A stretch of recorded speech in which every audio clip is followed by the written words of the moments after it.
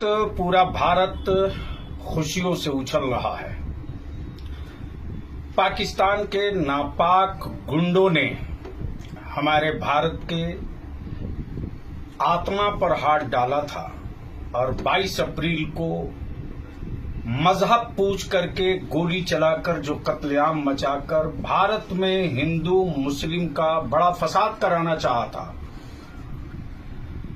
आज रात को जो हमारे जवानों ने जवाब दिया है तो ये साबित कर दिया है, तुम छेड़ोगे तो हम तोड़ेंगे।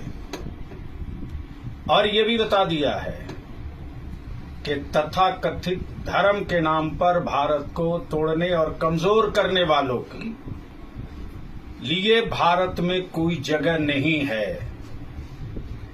मैं सैल्यूट करता हूं अपने भारत के उन वीर जवानों को, जिन जवानों ने चुन चुन करके उन आतंकी ठिकानों पर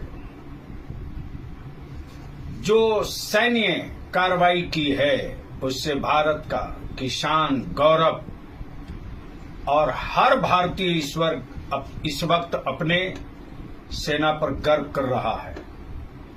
थोड़ी और खुराक देने की जरूरत है।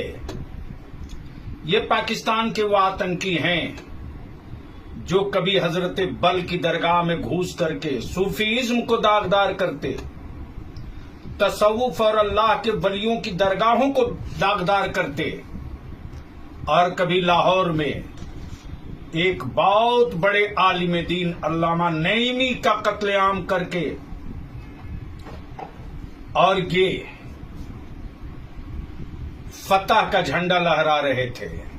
अब समझ में बात आई होगी कि जिन चीजों के लिए इस्लाम ने और मेरे पैगंबर ने मना किया था, उसके अगेंस्ट मजहब की चादर ओढ़कर जाने वालों को भारत के अंदर भी जवाब दिया जाता है और सरहद के पार भी जवाब दिया जाता है।